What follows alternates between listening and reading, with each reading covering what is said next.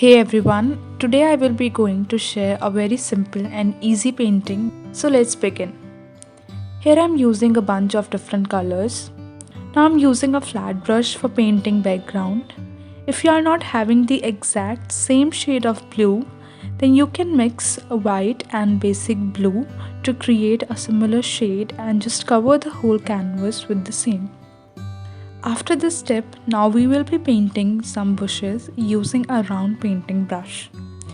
Make a darker green using black and green and then just start creating some random strokes in a similar way as I am doing here. There is no certain way for doing this step. Just move your brush in a circular motion to create these shapes like the way we do when we paint clouds. Now with the pointed brush, use the same green to add some leaves. Just use some loose and random strokes to do the same again. There is no fixed pattern and you can always play around to create your imagination. Let this layer dry completely and then we use a white paint to draw some circles. Some of these circles will be bigger and some will be smaller than the others. Now take some red paint, mix it well with white to create an intermediate shade for the flowers. This painting is all about adding random strokes.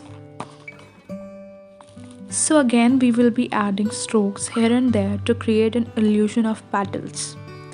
Some white is still see-through, which is great in the sense of creating some depth in the piece. Add some highlights by taking the red and adding few more strokes over the top of that lighter shade which we used previously.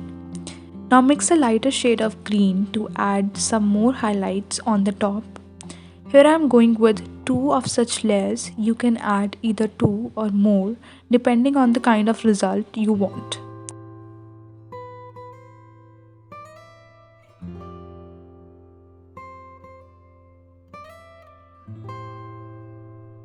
So that's it for today and I will be meeting you again with another tutorial soon. Till then, take care. Bye bye.